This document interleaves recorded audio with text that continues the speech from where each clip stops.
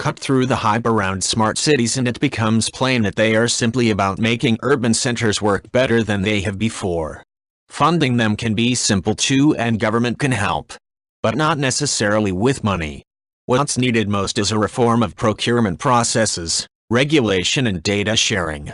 The most interesting innovation will come on the micro scale, with everyday innovators proving concepts, bootstrapping them into profitability and scaling them up on a national or even global scale, either with government help or seed funding from the private sector.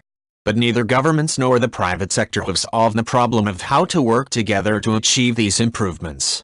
Both parties will need to overhaul their approach to create better ways to collaborate.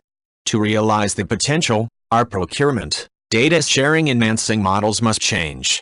In Australia, the government recognizes in a landmark paper on smart cities that its role is to set the parameters for innovation and admits government is not the ideal party to create innovation, which must be led by the private sector. The Australian government has also just opened up $520 million in contracts to small IT firms and startups with a restructure of procurement processes. At first glance, this looks like a small percentage of the government's $8 billion IT spend, but it is a huge amount for lean, hungry, nimble firms in this space. I anticipate that this move will have an outsized impact on innovation in this space. And while I welcome this move, the government must also share data more effectively and open up its book of challenges to entrepreneurial businesses with an appetite to solve them. Businesses and venture capitalists, like Ascend, recognize that local government problems tend not to be unique. Therefore, the solutions to them scale well nationally and even internationally. This is a powerful incentive for the private sector to work with the council on untendered work, in the hope that the solution they come up with can be resold at profit.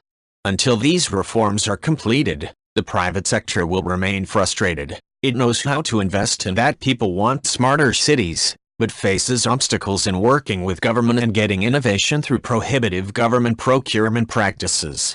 Right now, there is a huge appetite in the private sector to invest in solving the problems of cities. Right now, billions of dollars are being spent by the private sector in speculative technology, but where it requires city-level collaboration, that money will have to find its way through a narrow bureaucratic straw. If these investment approval processes can somehow be sped up, government will be able to take advantage of a huge pool of capital, innovation and growth that will transform our urban centers.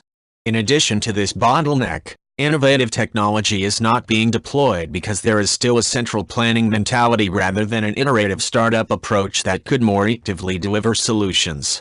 As well as reducing investment risk, an iterative approach allows governments and investors to move more quickly and tweak solutions as they are built. Ideally, the technology is proven on a small scale, then picked up in other areas. If you like this video, please leave a like and subscribe.